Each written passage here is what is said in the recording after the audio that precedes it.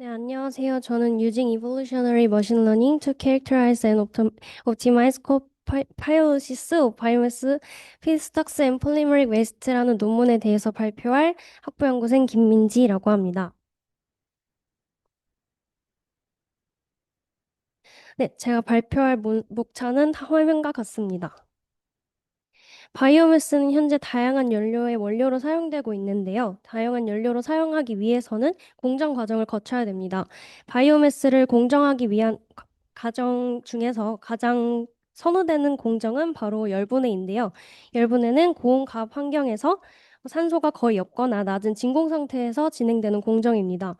종류는 촉매 열분해와 그리고 열 열분해 두 가지로 나뉘는데 이 논문에서는 그 중에서도 열 열분해에 주목하였습니다. 바이오매스를 열분해에서 얻게 되는 프로덕트 중에서 파이롤로시스 오일이 있습니다. 이제 보통은 이 오일을 통해서 대체 연료로서 사용하려고 수율을 높이는 과정을 많이 하게 되는데요. 바이오매스를 통해서 얻은 오일은 페런트 바이오매스에 비해서 굉장히 높은 밀도를 가지고 있지만 산소를 가지고 있어 유해가스를 생성할 가능성이 있고 수소가 상대적으로 부족하기 때문에 낮은 에너지 효율성을 가지고 있습니다.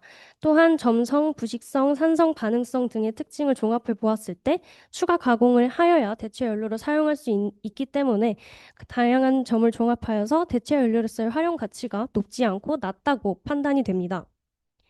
하지만 폴리머 웨이스트를 열분했을 때 얻을 수 있는 오일은 바이오매스보다 효율성 가치가 굉장히 높습니다.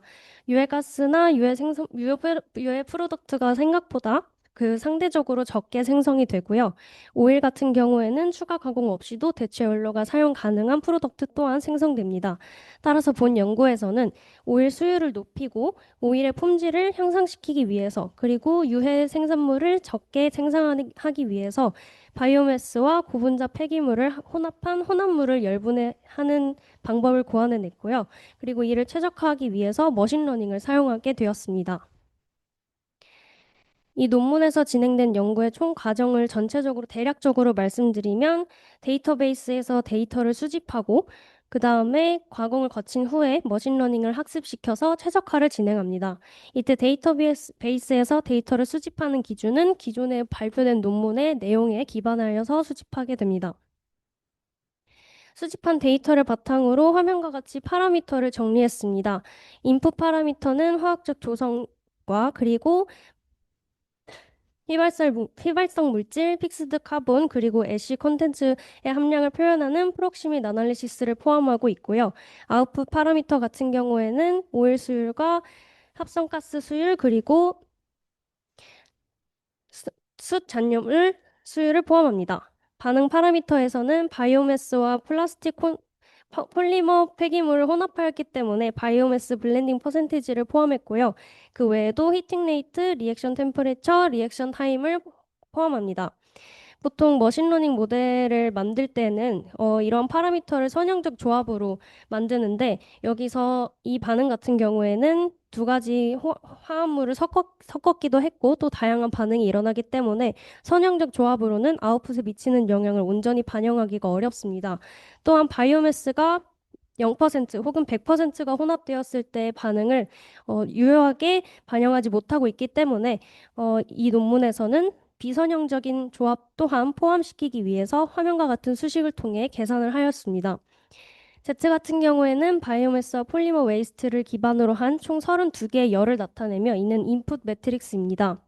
라지 A는 바이오매스 믹싱 레이시오고 XY는 앞서 말씀드렸던 다양한 인풋 파라미터를 포함하는 8개의 열로 구성되어 있습니다. 그 외에 다른 수식들은 리니어한 조합과 넌리니어한 조합을 포함하고 있습니다. 그래서 결과적으로 32개의 열과 3개의 인풋 파라미터를 사용하였습니다. 데이터를 수집한 후에 본 논문에서는 PCA라는 기법을 통해서 데이터를 다시 한 번 더 가공합니다. PCA는 프린시플 컴포넌트 아날리시스로 데이터 중 가장 높은 분산을 선택함으로써 데이터 특성의 큰 부분을 유지하고 차원을 축소하는 것을 목표로 하고는 방법입니다. 결과적으로 인풋 매트릭스 사이즈를 축소하고 인포메이티브한 데이터를 머신러닝 모델에 제공함으로써 하이 디멘셔널 옵티미제이션 프로블럼스에 이용할 수 있게끔 가공하는 건데요. 본 논문에서도 이 방법을 해서 인풋 매트릭스를 축소하였고 결과적으로 전체 데이터의 특성을 99.5% 반영하는 결과를 만들어냈습니다. 그래서 PCA 정서 출력값을 정기화하여 모델링에 사용하였습니다. 이 논문에서 만든 머신러닝 모델은 K-폴드 크로스 밸리데이션이라는 방법을 통해서 검증 과정을 거치게 되는데요. 이는 일반화 능력을 편향 없이 검사 및 검증하는 방법입니다. 무작위로 K개의 폴드를 생성한 다음에 K-1개의 학습 데이터를 이제 머신러닝에게 학습을 시킵니다. 그 이후에 이 머신러닝 모델이 전체 데이터를 제대로 학습하였는지 검증하기 위해서 하위 샘플 K개를 또다시 추출하게 되고요. 이를 계속 K번 반복해서 정확도를 검증하는 겁니다. 논문에서 사용한 머신러닝 모델은 화면에 보이시는 것과 같이 총 6가지입니다. 먼저 MLPNN은 비선형적 매핑을 가능한 모델입니다. 인풋, 히든, 아웃풋 레이어 총 3가지로 구성이 되어 있고 이는 각각 다 연결되어 있습니다. 인공신경망을 모방한 모델로서 히든 레이어와 가중치 수 그리고 뉴런 수 등을 자유롭게 조정이 가능하기 때문에 보다 좀 더 심층적인 프로세스를 구축할 수가 있습니다. ELM 같은 경우에는 싱글 레이어 피드포워드 MLPNN 모델로 불리는 모델이고 얘는 결과적으로 말씀드리면 히든 레이어가 단일층으로 구성되어 있는 모델입니다. 경사 하강 기법의 기반 알고리즘에서 발생하는 문제를 해결하기 위해서 개발된 모델로서 경사 하강 기법 알고리즘을 기반으로 하는 MLPNN 모델보다 좀 더 강력한 모델을 구축할 수가 있습니다. 엠피스 같은 경우에는 MLPNN의 학습 프로세스 그리고 퍼지 인퍼런스 시스템의 추정 기능을 합한 하이브리드 모델이라고 봐주시면 되겠습니다. MLPNN의 학습 프로세스를 통해서 학습하고 얻어낸 가중치와 규칙을 통해서 이 모델이 어떤 의사결정 과정을 거치는지 추정하고 해석할 수 있는 모델입니다. 따라서 MLPNN에서 해석하기 어려운 것들을 엠피스는 추가적으로 해석할 수 있다고 보시면 될 것 같습니다. 갭 모델은 일반화된 선형 모델과 갑번 모델을 통합한 모델입니다. 이 모델 같은 경우에는 독립적인 입력 변수와 종속적인 출력 변수 사이의 비선형적 관계를 매핑할 수 있는 모델입니다. 인풋과 아웃풋이 서로 영향을 주고받는 변수가 분리되어 있기 때문에 해석이 쉽다는 용이함이 있습니다. SVR은 학습 샘플 간의 초평면 분리 최적화를 목표로 하는 모델로서 회귀 분석에 자주 사용되는 모델입니다. 초평면을 분리하고 최적화하는 과정에서 일반화 오류를 최소화하고 학습 클래스 간의 마진을 최대화하는 것을 목표로 하는 모델인데요. 이 모델 같은 경우에는 전체 데이터 포인트를 고려하는 게 아니라 초평면 근처에 있는 일부 데이터만을 중점적으로 고려하기 때문에 이상치나 아니면 노이즈에 민감하다는 단점이 있습니다. GPR 같은 경우에는 회귀 분석을 진행하기 전에 학습 데이터의 가우시안 프로세스를 적용하는 모델입니다. 이 모델 같은 경우에는 모든 데이터는 무한한 함수의 집합으로서 왔다라고 간주를 하기 때문에 특별한 피팅 함수를 선언하지 않고도 어떤 데이터가 어떻게 이 패턴을 나타내게 되었는지에 대한 커널 함수 선언만으로도 충분히 모델링이 가능한 모델입니다. 본 논문에서는 앞서 말씀드렸던 이 6가지 모델 중에서 최상의 모델을 찾아내고 그 다음에 알고리즘을 활용해서 최적화하는 과정까지 거치게 되는데요. 그 최적화하는 과정에서 거치게 된 알고리즘이 바로 PSO 알고리즘입니다. 이 알고리즘은 입자 군집 최적화 알고리즘으로 블랙박스 현상에서 최적화된 알고리즘이라고 말할 수 있습니다. 국수 최적 솔루션을 방지하기 위해서 사용된 알고리즘이고요. 이 알고리즘 같은 경우에는 무작위로 집단을 만든 다음에 그 내부에 있는 입자들의 속도와 위치를 계산합니다. 그래서 과거부터 현재까지 모아져 있는 모든 데이터를 통해서 최적의 데이터를 찾고 속도를 계산하면서 이제 입자의 최적 위치를 찾아가는 알고리즘이라고 봐주시면 될 것 같습니다. 이 논문에서는 이 알고리즘을 머신러닝 모델의 하이퍼 파라미터를 최적화하고 조정하는 데 사용하였습니다. 근데 이 알고리즘 같은 경우에는 단일 목적에는 되게 최적화되어 있지만 다중 목적에는 다소 적용이 어렵다는 단점이 있습니다. 그래서 다중 목적에 최적화하기 위해서 MOPSO 알고리즘을 추가로 사용하였습니다. 이 알고리즘은 파레토 옵티머를 사용하여 서로 상충하는 목표들 사이에 최상의 균형을 나타내는 솔루션 셋을 발견하는 과정을 거치게 되고, 따라서 논문에서는 공동 열분의 최적화에 사용되었습니다. 다음으로 공급 원료에 분석된 결과를 말씀드리도록 하겠습니다. 오일의 품질과 수율을 상승시키는데 중요한 역할을 하는 요소인 카본과 볼라타일 매터는 보시는 바와 같이 폴리머릭 피드스톡에 굉장히 많이 포함되어 있는 것을 알 수가 있고, 상대적으로 공정을 방해하는 픽스드 카본과 애쉬의 함량은 바이오매스 피드스톡에 많이 함유되어 있는 것을 알 수가 있습니다. 따라서 이 지표를 보면 폴리머릭 피드스톡이 열분의 피드스톡으로서 좀 더 적합하다는 사실을 알 수가 있습니다. 다음으로는 이제 리액션 컨디션스와 피롤리시스 오일과 싱크스 차 일들을 표현한 피규어인데요. 보시는 것과 같이 템퍼레처의 범위가 굉장히 광범위하다는 것을 알 수가 있고, 전체적인 기여도를 보았을 때 오일 일드가 가장 높다라는 것을 알 수가 있습니다. 이는 광범위한 데이터 셋을 통해서 굉장히 다양한 반응을 반영할 수 있는 데이터다라는 것도 알 수가 있고, 이 논문의 목표는 오일 수율을 최대화하는 거기 때문에 기여도 중에서 오일 수율이 가장 높다라는 사실을 통해서 이 피규어를 통해 현재까지 수집된 데이터가 논문의 목표와 일맥상통한다는 사실을 알 수 있습니다. 다음은 스피어만 상관관계에 대한 피규어인데요.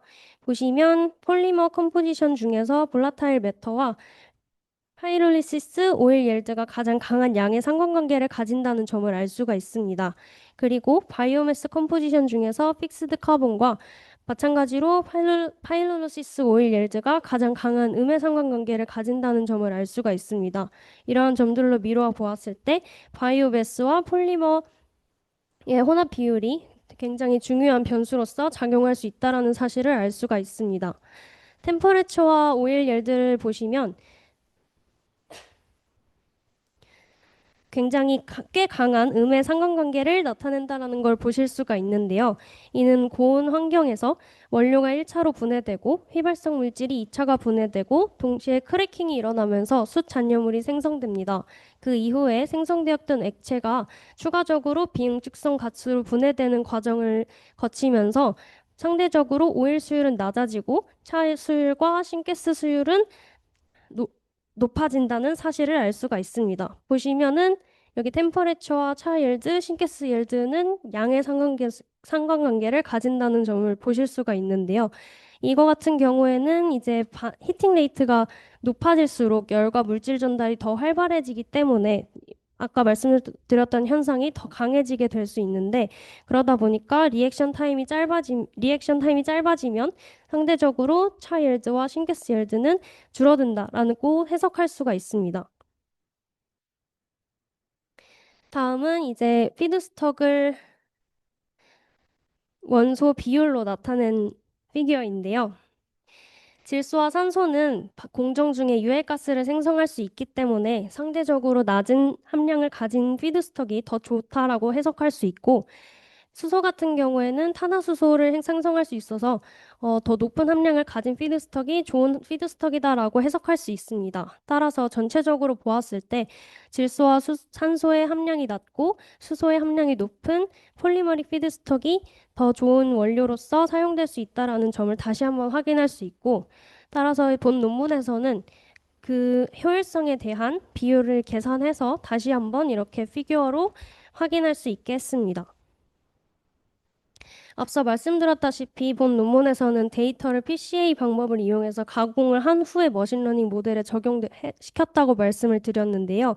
이 화면에 보이시는 피규어는 그 PCA 분석과 관련된 피규어입니다. 빨간 부분은 각 변수들의 분산도, 즉 중요도를 나타내는 거고요. 파란색은 모든 요소들의 그 분산도를 합친 누적값이라고 봐주시면 될 것 같습니다.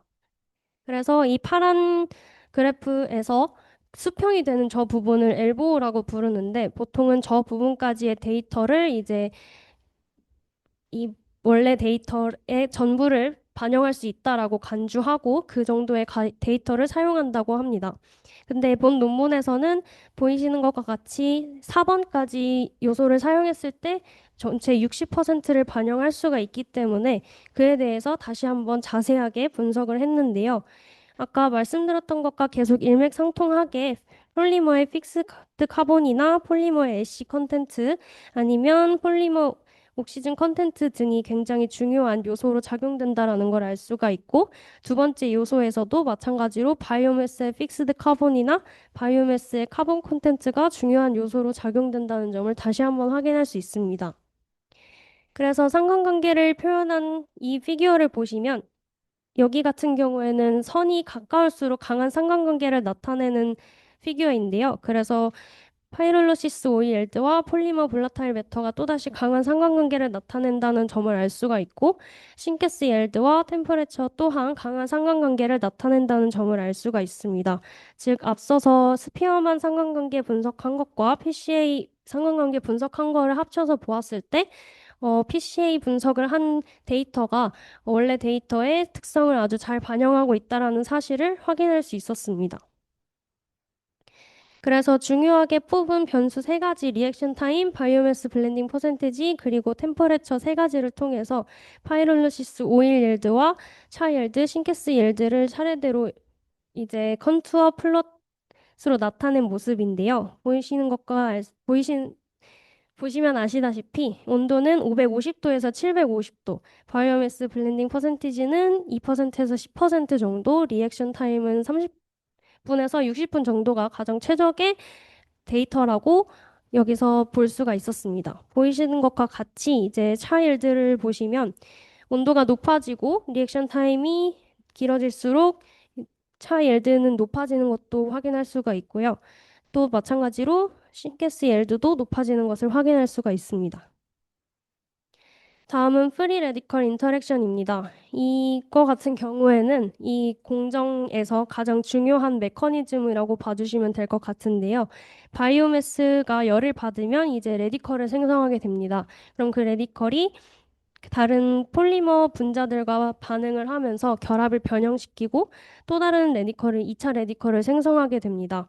그러면 이 레디컬이 떠들면서 계속해서 연쇄적인 반응을 일으키고 결과적으로는 불균형을 일으키거나 아니면 다시 재결합을 통해서 인터랙션이 마치게 된다고 합니다. 앞서서 제가 이 논문에서는 총 6가지의 머신러닝 모델을 구축하고 최상의 모델을 하나 뽑았다고 말씀을 드렸는데요. 이거는 최상의 모델을 하나 뽑기 위해서 만들어낸 피규어입니다. 잘 안 보이시겠지만 총 6가지 모델에 대한 R스퀘어 값이랑 MAE, RMSE 값을 총 정리한 피규어입니다. 보시면 아시다시피 R스퀘어 값이 1에 가장 가까운 세 가지 옐드에서 1에 가장 가까운 모델은 GPR로 선정되었습니다. 그래서 이 논문에서는 GPR 모델을 선정하고 PSO 알고리즘을 통해서 하이퍼 파라미터 조정을 시도했는데요. 여기서 커널 타입 같은 경우에는 반응의 유사성을 나타내는 지표로서 타입을 선정하는 건데 여기는 광범위한 데이터를 표현하기 위해서 레셔널 커드라틱이라는 메소드를 선정하였습니다. 그리고 스케일 믹스처 파라미터 같은 경우에는 변동성에 대한 유사성의 영향을 나타내는 지표입니다. 이 값은 1 이상으로 선정이 되었다라는 건 굉장히 다양한 반응과 되게 광범위한 규모의 반응을 반영하기 위한 시도라고 봐주시면 될 것 같습니다.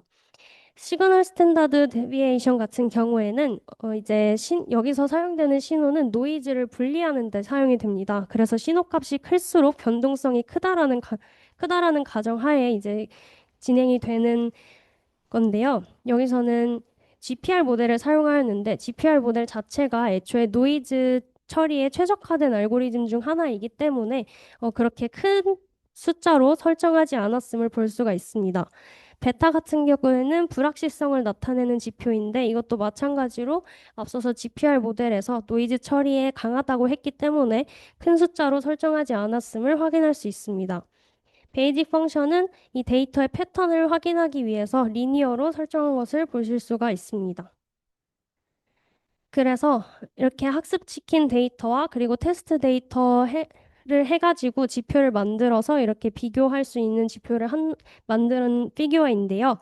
A는 MLPNN, B는 ELM, C는 MFIS, 그리고 D는 GEM, E는 SVR, F는 GPR에 대한 피규어입니다. 이게 잘 보시면 FGPR 모델을 사용한 비교 지표에서 R스퀘어 값이 혼자 0.9 이상으로 굉장히 높은 신뢰도를 보이고 있습니다. 다른 것들은 생각보다 낮은 데이터 값을 나타내고 있기 때문에 이 피규어를 통해서 GPR 모델이 가장 최적의 모델이다라고 평가할 수 있습니다. 결과적으로 이 머신러닝 모델들을 통해서 화면에 보이시는 것과 같이 오일 수율을 최대로 하기 위한 최적의 조건들을 찾아냈습니다. 결과적으로 오일 수율은 70.9%에서 75.3%까지 나타낼 수 있었습니다. 즉 결과적으로 바이오매스와 폴리머 웨이스트를 합친 혼합물을 원료로 사용하였을 때 오일 수율이 꽤 높은 것을 확인할 수 있었고 기존에 보고된 모델과 정확도와 예측성 면에서 차이가 없음을 확인할 수 있었습니다. 하지만 이것 같은 경우에는 앞서 말씀드렸다시피 촉매를 사용하지 않은 열분에 국한되어 있기 때문에 관련된 데이터를 더 수집하고 더 연구를 한다면 촉매를 사용한 열분해에서도 적용할 수 있을 것 같다는 기대를 할 수 있습니다. 감사합니다.